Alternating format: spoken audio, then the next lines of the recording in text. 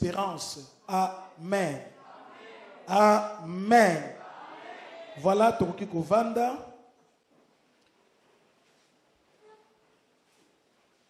Tata Nzambe topesio merci. Pona bokutani na tongo ya lelo. Kombo na yo ekumama. Pe kombo na yo e sanjolama. Merci Seigneur pour la rencontre oyo. Pambola maloba na yo Nzambe na mitema na biso, afin que tous allons édifier par ta parole. Il est vrai que nous avons connu des problèmes durant la semaine, des stress, des tracasseries, mais Seigneur, ta parole nous fait du bien. Viens Seigneur, console nos cœurs. Viens Seigneur, mets la paix véritable dans nos cœurs, afin que nous puissions te servir en toute quiétude. Bénis les cultes de ce matin, au nom de Jésus. Amen. Amen.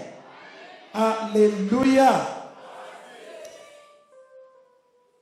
Topesi Nzambe merci pour l'occasion à pesibiso à kokutana na tongo ya lelo.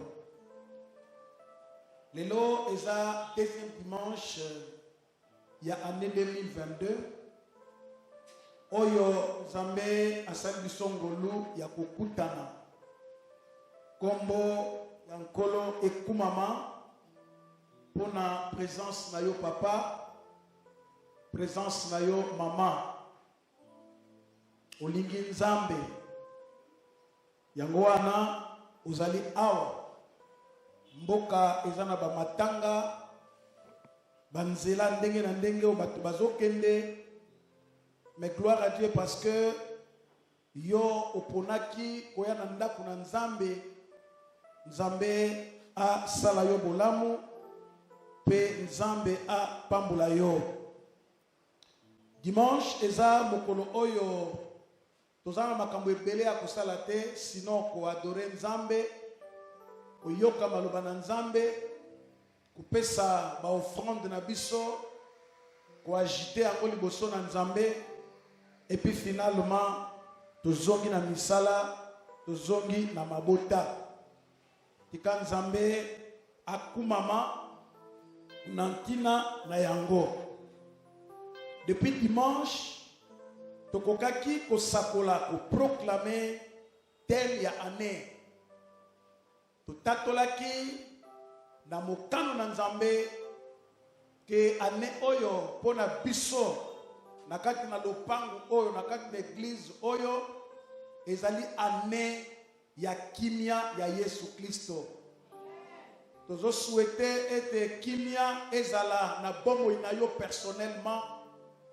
Kimia ezala na famille na yo et kimia ezala na ba frère na yo. Jeudi tozalaki awa na culte na biso ya intercession. Totangaki verset biblique moko et s'appelle Sekingai Makasi. David ayebisi Nabal pour la vie soit en paix. Que la paix soit dans ta maison. Et oyo nyonso ezali ya yo ezala paix na kimia. Voilà trois dimensions oyo moto azana besoin ya kimia. Moto azana besoin ya kimia na bomo inaye. Moto azana besoin ya kimia na ndaku na ye. Pe moto azana besoin ya kimia na ba frère na ye. Oyo zo sala ezala na kimia et réussir. Pe tolobaki que c'est seulement dans la paix qu'on peut se développer. C'est seulement dans la paix, mes chers bien-aimés, qu'on peut se développer. Soko kimia ezate, eza pasi poete moto akoka ko développer, to moto akoka ko sala maya koki kolinga. Voilà, c'est pourquoi, mes chers bien-aimés, nous devons prier pour la paix. Oza na kimia na yomoko na kimia na Nzambe. Oza la paix na kimia na camarade na voisin na ndeko boza na ye. Telle est la volonté de Dieu. Soyons en paix avec tout le monde. Et l'Éternel a formé un projet de paix et de bonheur pour son peuple. Voilà. L'Éternel a formé un projet de paix et de bonheur pour son peuple.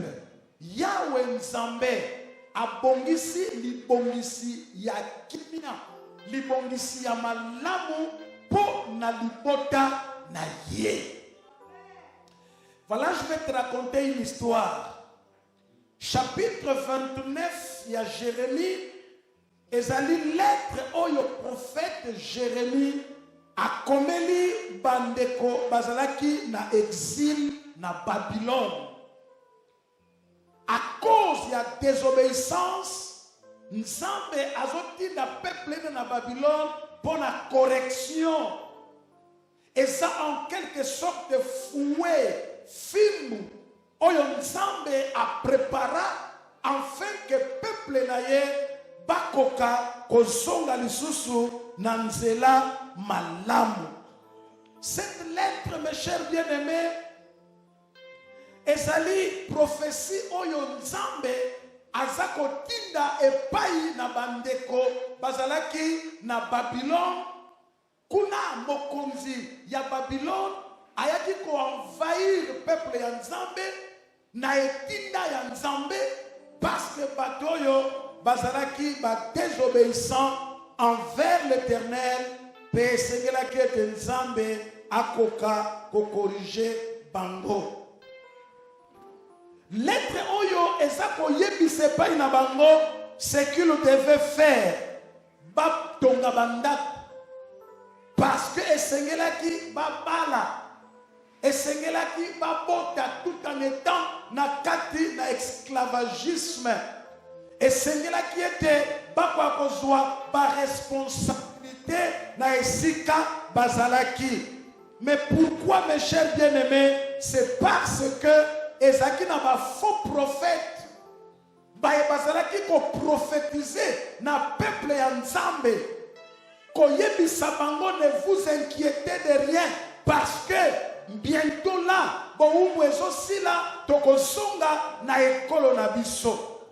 Ne faites rien, botonga banda kute, bosala bilanga te. Non, restez seulement comme ça. Calamité, tozozonga. Alors que Nzambe a yebaki que esclavagisme na bango, il faut ça la 70 ans, 70 ans.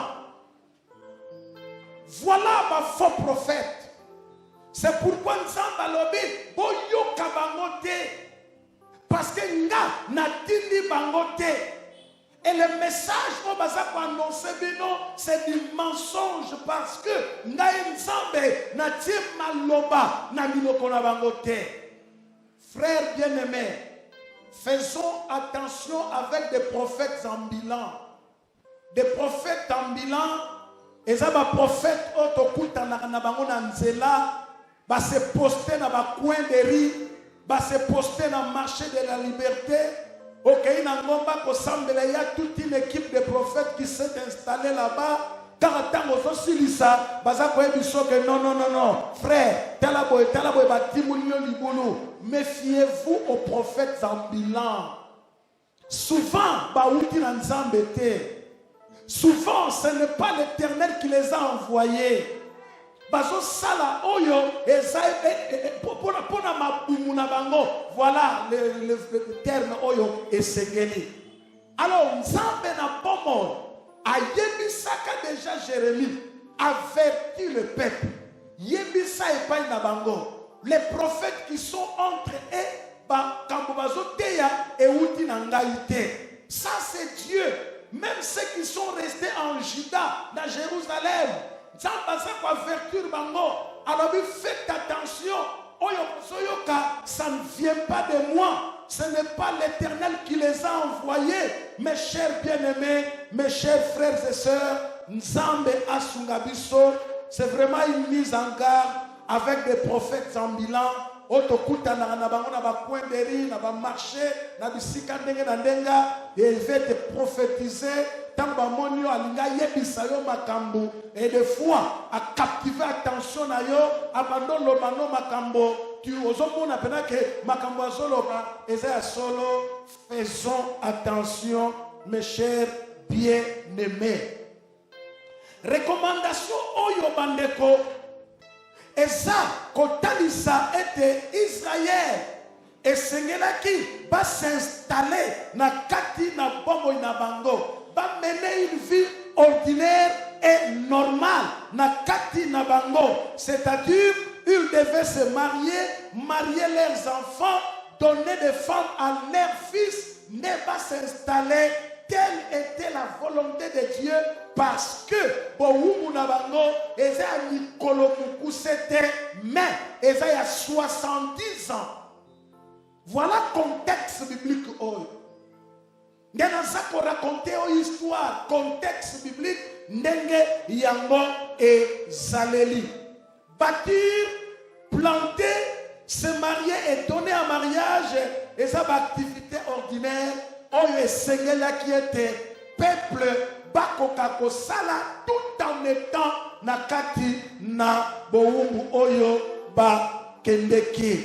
Oui, et sa vie courante, mes chers bien-aimés, nakati na vie courante et Sengela te moto atonga, nakati na vie courante et Sengela te moto a planter, c'est-à-dire que a travailler. Même si on te disait que Jésus revient à 15 heures, ne cessez pas de travailler, il faut continuer à travailler. On le va même bien. Alléluia. Nzambe asunga biso. Alors, Nzambe asunga multipliez, alors ne diminuez pas. Bon se multiplier, bon diminuer, bon se multiplier. Bon, continuez à travailler. Nzambe azalaki au contrôle de toutes choses. Écoutez, chers bien-aimés, Nzambo tozo sambela eloko eleke la kayete. Azana contrôle ya ba événement. Azana contrôle ya makambo nyonso oezo leka na kati na bomo inayo. Papa, maman, Nzamba sunga yo on comprendre la réalité. Peut comprendre vérité oyo.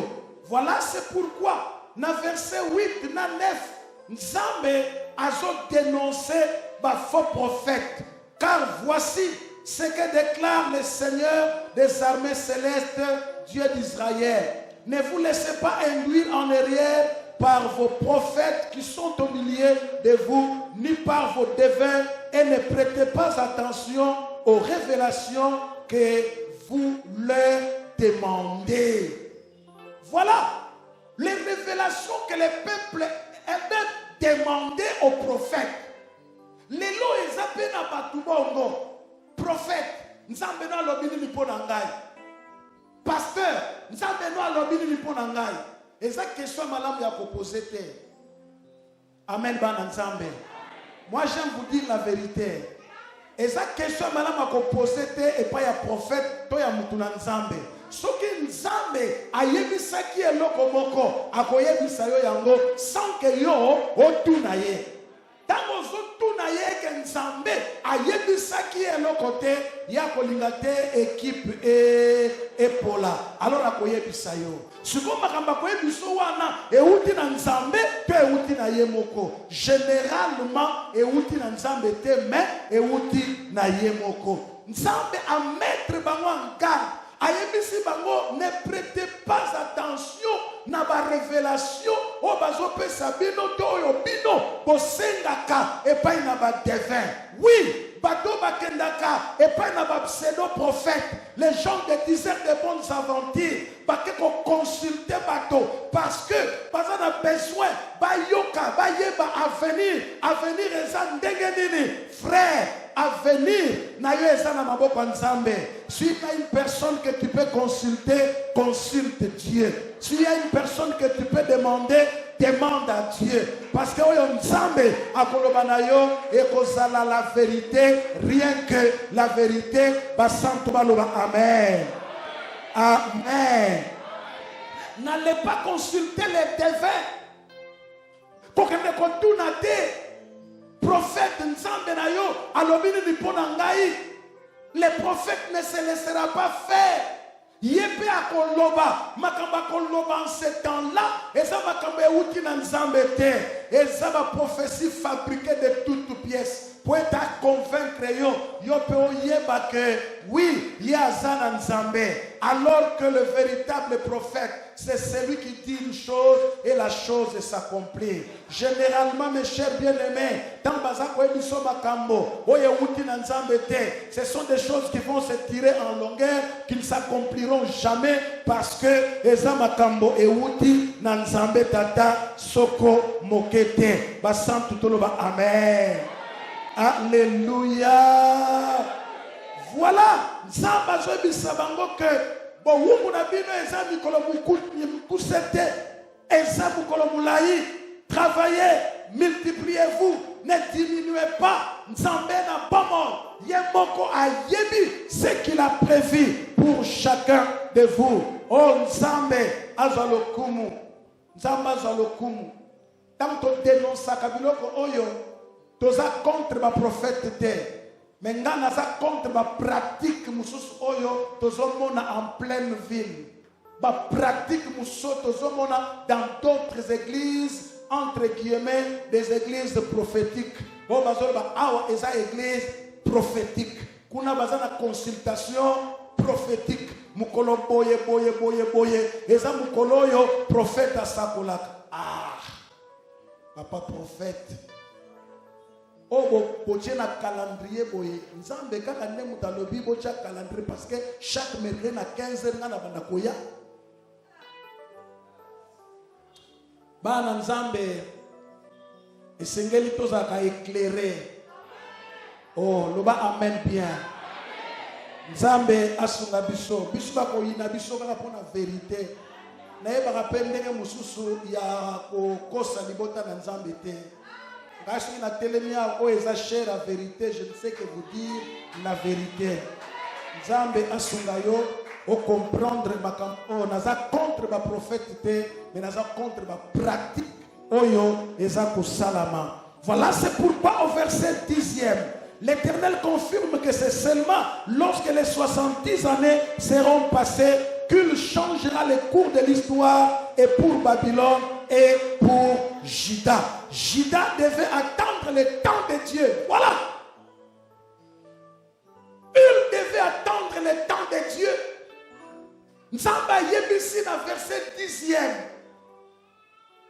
Lorsque les 70 années qu'on les cas, je me souviendrai de Juda. Non seulement de Juda, mais aussi de Babylone. Écoutez, chers bien-aimés. C'est la tangue ya Nzambe. Ne sois pas pressé. Qu'on lance Nzambe défité. Azamuninga na yote. Dieu n'est pas ton ami. Pour lancer des films Nzambe na 2022 ceux qui n'a pas l'idée na ressemble la lisusu te. Ceux qui ressemble lisusu te chinois moko akossemble la Nzambe. Ceux qui ont vu Kanda parce que au Bongite 2022 au Sambelite yebake asiatique moko akomongo la motema akossemble la Nzambe. Qu'on lance Nzambe défité. Dieu n'est pas ton ami, Dieu n'est pas ton frère. Nzambe azali tata oyaza wapi na likolo. Nzamba sunga biso. Un peu de respect envers Nzambe. Si pas beaucoup de respect envers Nzambe. Les lois, ils ont des prières, il y a insolence. Des prières insolentes. On va lancer envers le Seigneur. Non! Dieu n'est pas ton ami. Nzambe azamuninga na yote. Oya bisaide so salite. Na ressemble la lisusu te. Yonde muto kosambela te, mais Nzambe atikali Nzambe. Soki pe osambeli te ko kansate ke Nzamba longwe Nzambe. Nzambe akotikala Nzambe. On avance mes chers bien-aimés. Donc je disais que Juda et Sengela qui azelaka tangu ya nani ya Nzambe. Moi na Nzambe, Nzamba salisa yo en ton temps. Dieu te visitera. Na tangu na yo okomona loboko na Nzambe. Na tangu na yo oyo zela tangu mulai ekokomela yo. Oya ndimi makambo ya zwa ngolu na Nzambe. Que na tangu tango nzambe oyo zela 15 20 30 ans ekokokisamela yo nzambe asunga biso balingami libota na nzambe.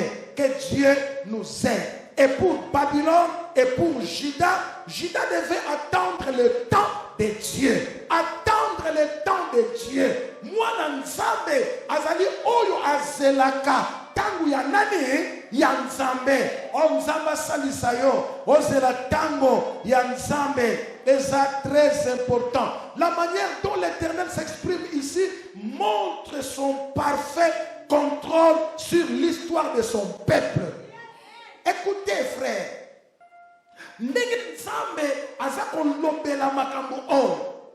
C'est-à-dire que Nzambe a un contrôle, il y a histoire, il y a peuple naïe. Soko zamwa Nzambe, ozali bande ya contrôle ya Nzambe te. Nzambe zo contrôlé par événement. Même les hommes dans le col les simbaté. Rends-toi compte que Dieu est au contrôle. Même tant que hommes dans le col les hommes pèsent bien te. Nazako yebisayo que Nzambe a distrait. Le Dieu que je vous prêche ici n'a jamais été distrait. Ayebio na kombo. Il connaît ta famille. Il connaît d'où tu viens. Il connaît où il t'amène. Nzambe oyo abosanaka eloko soko moke te. Ata ozobela milobela que non. Na kati na malaki na ngai Dieu est au contrôle. Nzambe azana contrôle. Azo contrôler l'histoire ya Juda. Azo contrôler makamundenge ezo tambola. Oh, ngana sao nazo ndima que Nzambe azo contrôler vie na yo. Il sait ce qu'il fait. Il sait le projet oyoye abongisi pour la peuple naye. C'est un projet de paix et non un projet de malheur. Oh, ce qui bateau babongisa ba projet akufa lelo lobi mosika ezana motomoko alingilako pomo imolai kombo na ye Nzambe. Nzambe nanga alingilako pomo imolai soko ezana batu balingaka akufa kaka lelo. Non, ngana yebiso lokola paix spirituelle na yo okokufa lelo te okokufa na mokana Nzambe. Nzambe ayebi ce qu'il fait. Nzambe ayebi où il t'amène parce que Azan Nzambe basantuba loba amen. Oh loba amen bien. Alléluia. Il sait ce qu'il fait. Nzambe ayebi mayazako sala. Nazako loba na bandeko. Soki ozana bomo ilelo. Nzambe tiki yo na bomo. C'est parce que nous asilisi musala elongo na yote. Aïe aïe aïe aïe aïe aïe. Nzamba silisi na mosala na yo elongo te. Yamana mamukango tikali na bomo. Nzamba silisi mosala elongo na yote. Azana mosala alinga sala elongo na yo. Oh zala ouvert maman. Fongwama Nzamba sala mosala elongo na yo. Senga molamo Nzambe. Yebisa ye Seigneur. Otikinga na bomo yo yebitina. Tika osunganga na sala mosala oyo tikelika na pomoy basantu baloba amen. Alléluia. Oh gloire au Seigneur. Il sait ce qu'il fait. Il sait ce que son projet est capable de faire. Un projet de paix et non un projet de bonheur. Il te prépare. Il prépare pour son peuple un avenir plein de l'espérance. C'est ce que nous lisons au verset 11e. Le verset 11 nous dit: car moi, je connais les projets que j'ai conçus en votre faveur. Amen. Dieu connaît les projets qu'il a conçus en votre faveur. Batubazana Louis II, bazotanga makamususu. Na Louis II balobi, je connais les projets que j'ai formés sur vous. C'est ça, non? Alors na semaine balobi, je connais les projets que j'ai formés pour vous. Voilà mes chers bien-aimés. Nzamba lobi, je connais les projets que j'ai formés pour toi. Toi personnellement, Dieu a un projet pour toi. Alléluia. Oh, nzamba salisanga akokisa projet na ye na bombo inayo afin que yo témoigner projet ya nzambe, la pensée de Dieu dans ta vie et que la pensée de Dieu dans ta vie se réalise au nom de Jésus. Alors que la pensée de Dieu dans ta vie n'est pas une pensée négative, c'est une pensée positive. Dieu te veut en paix. Dieu veut ta famille en paix. Dieu veut tes affaires en paix. Et Nzamba zopesa yo avenir. Un avenir meilleur. Ne vous inquiétez pas du lendemain, car le Seigneur est au contrôle. Amen. Alléluia. Nzambe na ngai asalisa yo. Makambo nazo sakola pona yo ezwa nzoto na kati na pombo ina yo. Nzamba salisanga makambo nazo sakola pona yo elata nzoto. Nzamba salisanga makambo nazo sakolawa na tongwa lelo pona yo elata nzoto ekokisama au nom de Alléluia. Le Seigneur connaît l'avenir. Nzamba yebi avenir na yo. Amen, amen. Nzamba salisanga parce que yo to okuta na Canada moko mususu. To pesa ni mote to lobi frère yo po yakia. Ngape na yakia. Ngape na yakotala baninga na ozonga na Congo. Oloba amen bien. Alléluia. Alléluia. Il connaît l'avenir et ses projets pour nous, mes chers bien-aimés. Le projet est un porteur d'espérance. Ça j'aime. Le projet ensemble est un projet porteur d'espérance. Écoutez, mes chers bien-aimés, Nzambe Asunabiso, aussi longtemps que c'est lui qui établit notre calendrier et qui nous accompagne dans sa mission, nous pouvons avoir une espérance sans borne. Écoutez, aussi longtemps que c'est Dieu lui-même, mes chers bien-aimés, qui a établi son calendrier pour nous. Aussi longtemps que c'est Dieu, nous avons accompagné l'accomplissement de la mission. Nous avons une mission à remplir, mes chers bien-aimés. Nous devons avoir de l'espérance sans borne. Que le Seigneur nous aide, mes chers bien-aimés. Oui, comme mouvez, même à travers le monde. Oui, Nzambe, Asungayo, toi qui as un projet de voyage, quand tu as un projet, voyage au nom de Jésus. Yo, ça a un projet, faire, quand tu as faire, mouvez au nom de Jésus. Yo, ça a un projet, je ne sais pas quel projet, Yaba Eti, Nzambe na Bomol, Akokisa, projet, Yaba Eti Dinayo, et cela au nom de Jésus. Parce que la Bible les a que Dieu connaît lui-même le projet qu'il a formé sur nous. Et un projet, il y a malheur, mais un projet de bonheur. Amen. Amen.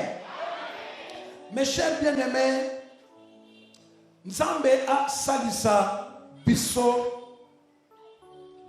pour être ce qui pona Israël. Ezaki 70 ans. Pour être bazonga na mabele na bango. En Jésus-Christ, le temps est arrivé déjà. Biso tozos de la 70 années. Le temps est déjà accompli en Jésus. Jésus a accompli le temps. Le temps qu'il fallait, c'est un temps qui est accompli en Jésus-Christ.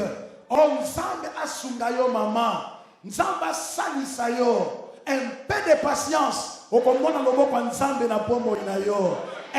de patience, papa. Na kati na vina yo. Bacha barrière okoleka yango. Onyos bazotia okoleka yango. Onyos bazotia okoleka yango. Parce que nzambe na yo asilisi nano mosala elongo na yo te. Basantu toloba amen. Alléluia. Alléluia. Espérance, bande konangai. Natangango na dictionnaire balobi, c'est un bien qu'on entend d'un héritage. un bien qu'on attend d'un héritage. Et loko yo ozo zela na kati na libula na yo, na kati na héritage na yo, ozo zela yango, et cela finira par s'accomplir. La Bible déclare que biso tosaba co-héritier et longo na Yesu Masia. Christ est l'héritier du Père.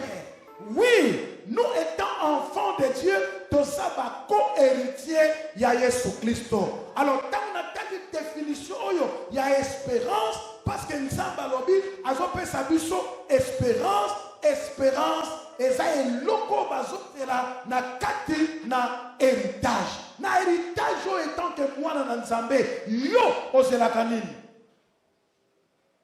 Amen. Alléluia. Ozela libala, mais c'est là où ekoya. Na héritage étant que moi na nzambe, qu'est-ce que toi tu attends mon frère? Voyage, mais c'est là où ekoya, ekoya. Ekoya na tangu ya nzambe.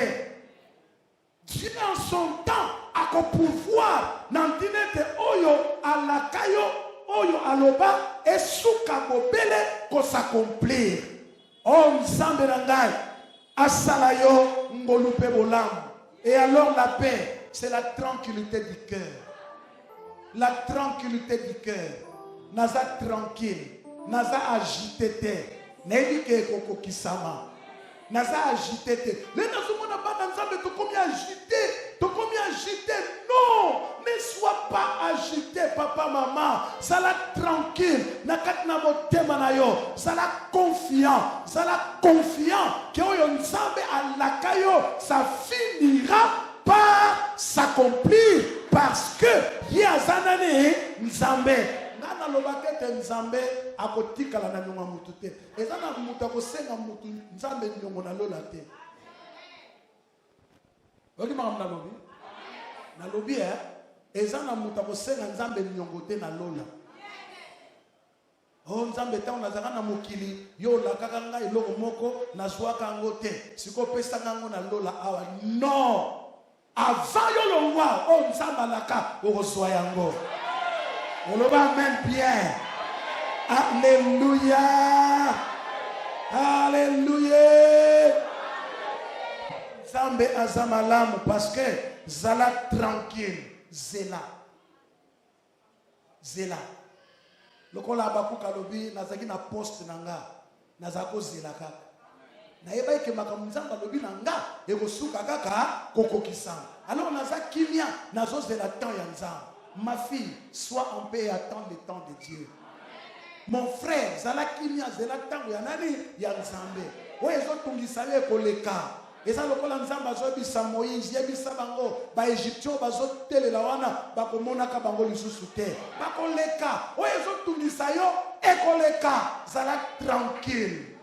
Senga motema ya nzambe. Motema ya kimia na kati na bombo ina yo. Voilà. Nzambe asunga biso pona yango. Psaume 29 verset 11. Psaume 29 verset 11. Psaume 29 verset 11. Elobi, l'Éternel donne la force à son peuple. L'Éternel bénit son peuple et le rend heureux.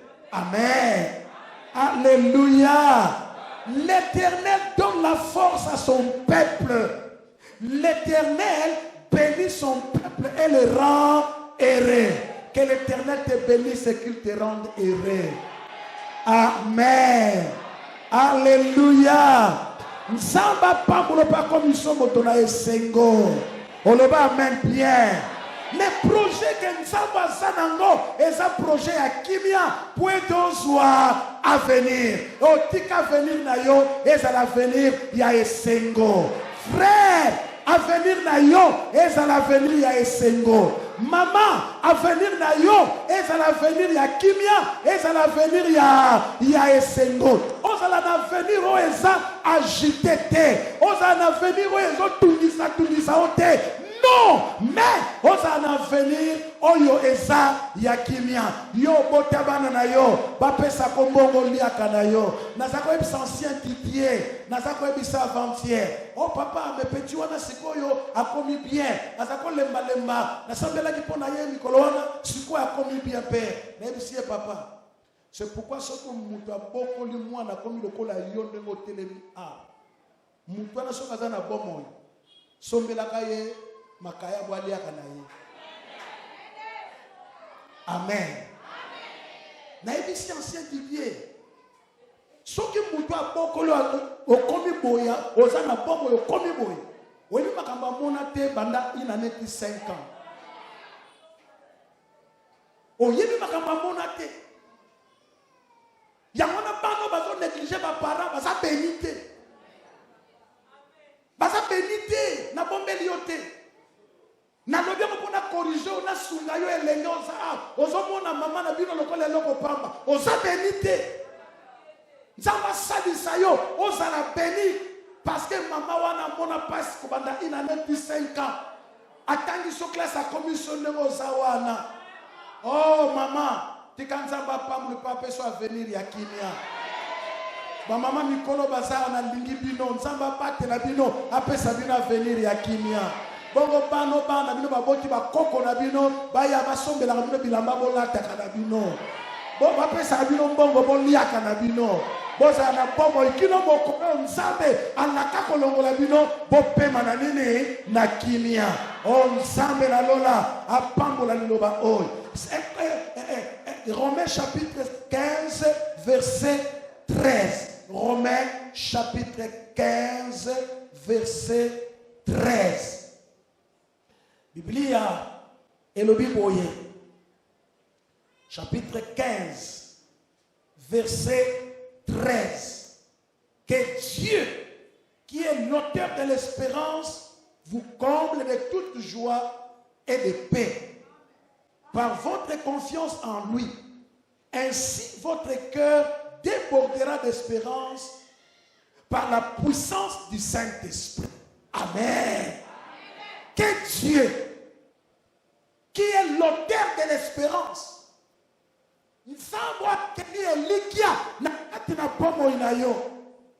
Biblia lobi atondi samotema nona esengo. Oloba amen bien.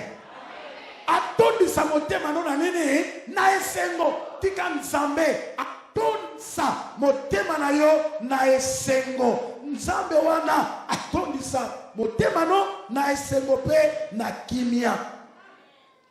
Pona confiance oza na ngwe pa nzambe. Oza na confiance pa nzambe.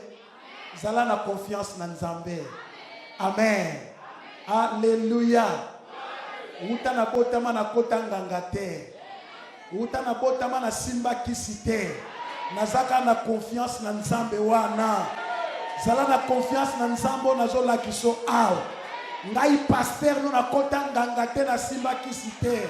O tozo sala tosaloka na nguya pe na ngolu ya nani ya nzambe. Nzambe atondisa na esengo, atondisa yo pe na esengo. Bolamu na nzambe ezala kati na yo. L'Éternel a formé un projet de paix et de l'espérance pour na yo. Tika projet ya nzambe ekokisama na kati na bomo ina yo. Mais moi na nzambe yoka.